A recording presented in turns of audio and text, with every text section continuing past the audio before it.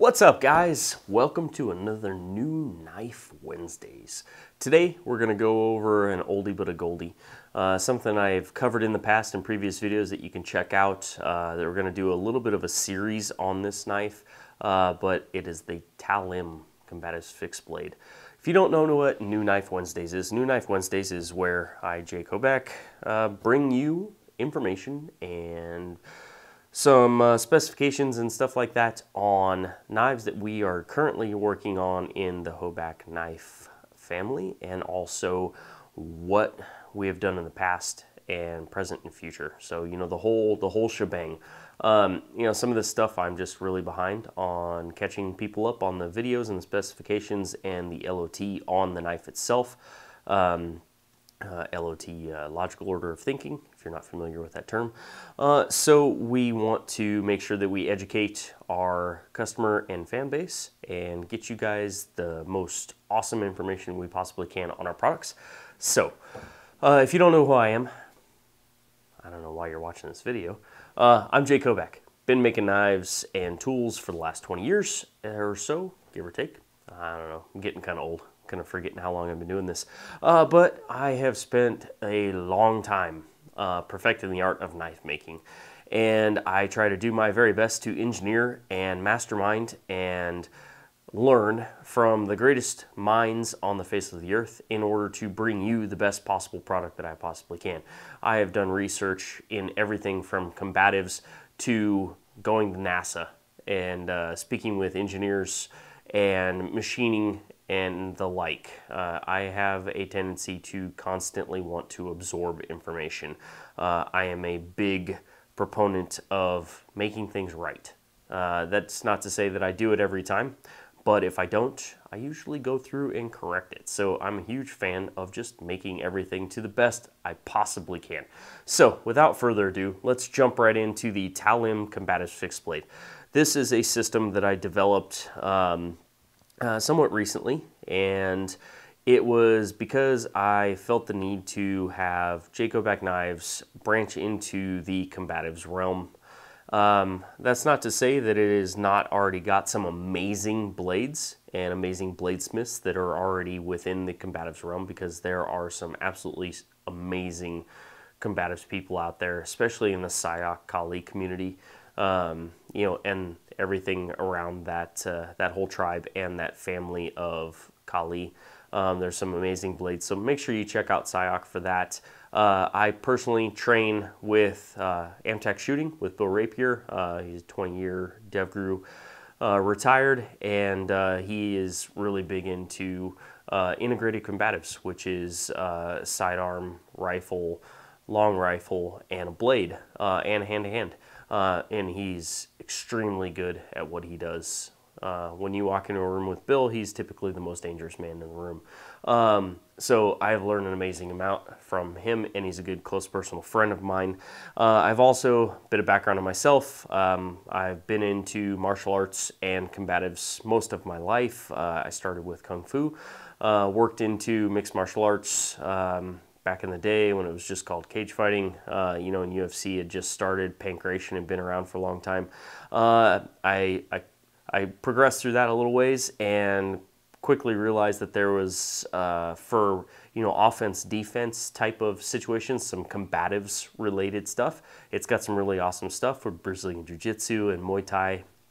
But from the aspect of what I was looking for more, a better way to take care of my family, those around me, protect my community, and just overall take care of my tribe. So I moved into Commando Krav Maga. I did that for a while. I really enjoyed the more realistic approach to how things were done in Krav Maga compared to what I'd done previously.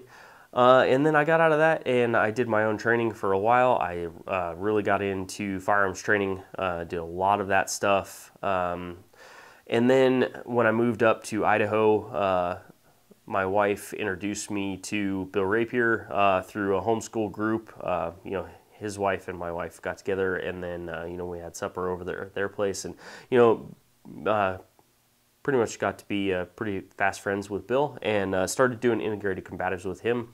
And we do it off and on, and Bill introduced me to Sayakali, and really got me into the art of the blade, really working with a blade. And there's so much misinformation out there with working with a blade, so highly suggest that you get good, solid training from especially SIOC or anybody in the community. You know, if they're talking about timers and switches and mindset, then those are the people that you should be training with. If they're not, I would highly suggest that you look around. You know, make sure you spread your bases. I'm not big into getting into the drama of the combative arts or martial arts or any of that stuff. I try to steer pretty clear of it, and I am no master by any stretch. And I'm not saying that I know anything any better than anybody else, but I do train, and I do try to make sure that I can design tools that help in that regard.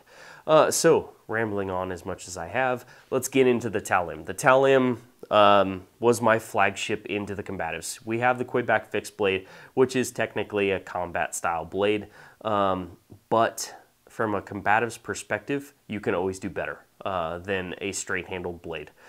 So I spent months and months working on the Talim, drawing different designs, talking to Special Forces community that I've already been previously working with, Bill Rapier, SIOC guys, just trying to get information, researching everybody's websites that does combative blades, looking at what they're doing and saying, okay, I like this, I don't like this, this works, let's go train with this and see what happens here. So did a lot of training with different setups, a lot of practice, draws from concealment.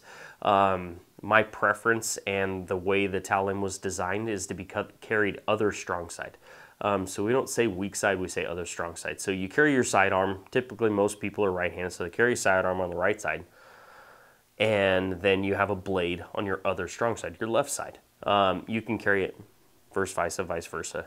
But for the most part, it's meant to be carried other strong side, left side, inside the belt, outside the waistband.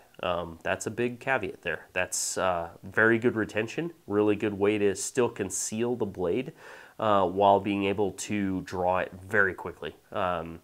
So you should definitely have no problem getting sub-second draws from concealment with this system. As with any good Combatives blade system, it's meant to be carried at the 3 o'clock position. You can carry at appendix, but 3 o'clock position is just the right way to carry. But I really won't get into the whole appendix versus 3 o'clock or whatever you guys want to do. But at any rate, the Talim, I spent a lot of time taking this blade, designing it, and then buying pork shoulders, wrapping them in clothing material, Kevlar, everything, and just doing penetration tests, slash tests. Slashing is not a terribly effective Combatives blade style setup. It's mostly timers and switches, piercing through, hitting a timer or a switch, and that's the way I designed this. I also took into consideration concealment. You want to be able to carry this thing comfortably, and you want to be able to carry it concealed. That's the whole point. It should be a surprise. They shouldn't see things like this coming if you're being attacked. This is not a utility knife. This is a Combatives knife. This is a knife meant to protect you, your loved ones, your tribe, anybody who has an issue.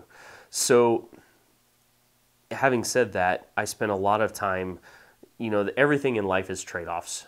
So I spent a lot of time just trying different handle designs and angles and shapes and blade shapes until I got to a point where I had, in my opinion, the best ability to carry and conceal comfortably while still having a very useful combative style blade. Initially, you look at this and think, wow, it's the clipped tip. Maybe that the penetration is not going to be so great on that. But surprisingly, when you carry this blade and you make a thrusting movement on it, the tip, if I angle it down a little bit, you can see with the two bones in my hand aligned with my radius and ulna, the tip is in line with that, so that will drive the force into that. The pommel, if you want to call it that, rides perfectly into the meaty part of your hand when you grip this. In forward grip, reverse grip, you have an awesome thumb ramp and indexing point. Locks it in your hand really well, whether your hands are wet or covered with foreign material. The G10 handles are inlaid into the blade itself, press fit, inlaid 60 thousandths of an inch, so 1/16 of an inch. And then we use a rubberized epoxy to mount these in there so they will not come out. The rubberized I found through testing.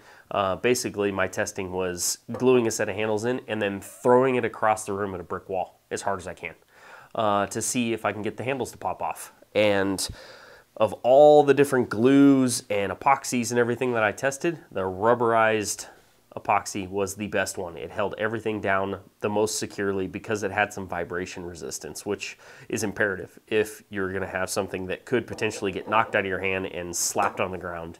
If you have the opportunity to be able to pick that back up, it should not be broken.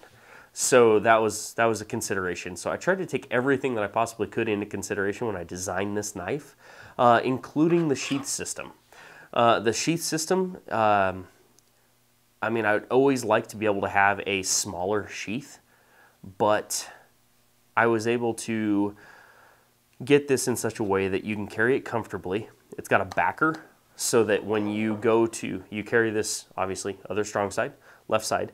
When you go to re-sheathe your knife, you can drag it up the clip and you'll feel it click into the backer. Then you just drop it in and click it, and it's ready to go. When you break it free, there's just the just right amount of tension to keep it in there, and then it's super loose when it comes out. That way, when you draw, even if you get a weird purchase on it and you only get it with your bottom two fingers and it's a funky purchase, it's still going to draw from the sheath without trying to drag your pants or the sheath with it. And then it clicks securely. So that's a huge thing. 2 clips is the way I prefer to carry. You can carry any way you want. We supply 2 plastic clips with this. If you want different clips, I recommend Utility-Clip or Discreet Carry Concepts for your steel clips. They're very strong, they're very low profile. The plastic clips we supply are very strong, and for everything in life is a trade-off. They're the strongest setup that we could get on these with the lowest signature that works for the largest group of people.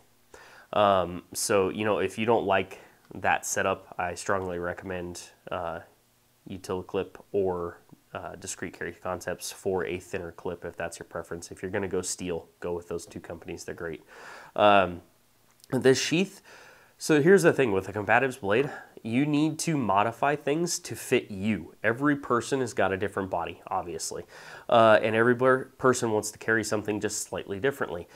Personally, when I carry my Talim, which is pretty much all the time, I actually made a little leather backer for the top portion here, just like an anti-chafe guard, so to speak, and it just barely sticks up over the top edge here, soften the edge of it. And then I've also, you know, removed as much of the stuff that I possibly can. I grind away at it and I modify it. So I highly recommend you modify it as necessary. We made it to be the most comfortable we can right out of the box, but you need to make things fit you. So don't be afraid. I mean, we sell sheaths, extra sheaths. If you end up messing one up, they're not terribly expensive. So, you know, keep that in mind. Moving on to the training knife, because that's imperative. If you're not training with this, you're wrong. That's all there is to it. So we did a identical blade trainer. So comes with its own sheath when you buy the package. Same sheath. The blade is a 1/2 inch shorter, so you don't develop any training problems, being that you're making thrusts with a full length. If the blade was full length trainer, you would actually be pulling up short with a live blade. So it's a 1/2 inch shorter. It's rounded, contoured, and beveled, so you're not hurting your training partner because you want to be a good training partner. Handle is same exact handle inlaid into the aluminum red anodizing to let you know that it is a trainer. Hey, this is a fake blade, you know. So, you know, a little safety consideration there. When you go to do training, make sure that you don't have any live tools on you. Make sure you're doing those double checks, buddy checks, you know.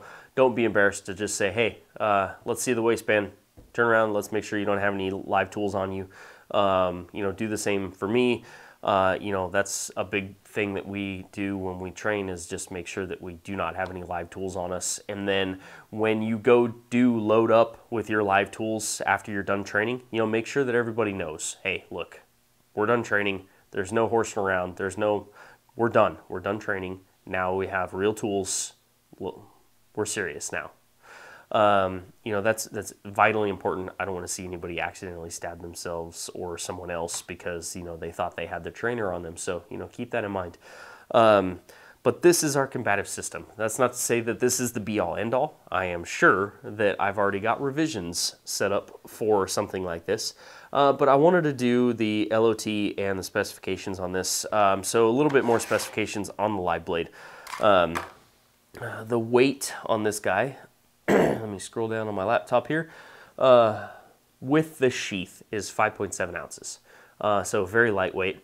Blade steel is S35. It's 5/32 thickness. And the edge is actually ground to a 0 edge and then back beveled. So it's a very, very thin edge. That's why I said this is not a utility blade. This is a combatives blade. It's a very thin edge. It's very sharp. It will penetrate very well and make very good cuts. Overall, the handle slabs are 3/16 inch thick, and then they're inlaid a 1/16 of an inch into the handle and glued in. So very secure. We do black DLC fallout for a very awesome finish that holds up really well, cleans very nicely, and overall going to be pretty good for you. And then it comes with a sheath, the trainer with a sheath, and belt clips. So overall, pretty good there. I think I've got everything covered. You know, again, I highly recommend you go check out Sayak Ali and Bill Rapier at Amtac Shooting for his integrated combatives. He does an amazing job with that stuff. And check out our website, jaycobackknives.com. We have all of our awesome dealers have these, and our website has them. Make sure you subscribe below. Hit our Instagram and our Facebook, all under jaycobackknives. I really appreciate you guys watching the channel, watching these videos. Hopefully I can educate you guys on the information that we have available for all of these knives, new and old, present, past, everything. And I hope you guys are liking this. So let me know in the comments. Please subscribe. If you know, you have questions or anything, please put them in the comments. Send us emails. We love to hear from you guys. Appreciate you. Hopefully with all this COVID-19 stuff, you guys are remaining safe and healthy. And if you have any trouble, you know, please make sure that you reach out to your local tribe. Tribe is really important. That's a big part of combatives, is having a good tribe. You know, and make sure that you get your wives, your girlfriends, your significant others trained up as well, because, you know, they're part of the battle. If you end up having trouble, you know, in life, it is vitally important that you have a good team behind you. And that doesn't mean that you need to be some tactical, you know, special forces, Navy SEAL space shuttle door gunner. It just means that you're prepared for things that are coming your way in life. Whether that's having food and enough teepee. Yeah, thanks guys for buying out of the teepee, you know. You know, just making sure that you have tools available. And I highly suggest that if you don't buy one of my combatives knives, you buy somebody else's, you train with it, and you take it with you always. You know, a knife is something that is vitally important. As a man, you know, in our current culture is very, you know, subdued. And as, like, you know, being a man, you should always have a knife on you. And it's important that you have a way to defend yourself and others, you know, because it's our job as men to be strong men and to be kind and loving, but also protect our community and take care of people around us. So I take that very seriously. I would hope that you, maybe this will spark you to take that very seriously. So go get some training, go buy a blade, make sure that you know how to use it. Don't just think, oh, you know, I've got a blade, I'm good. Make sure you train with it. And we really appreciate you guys. God bless, stay safe, and we'll talk to you soon.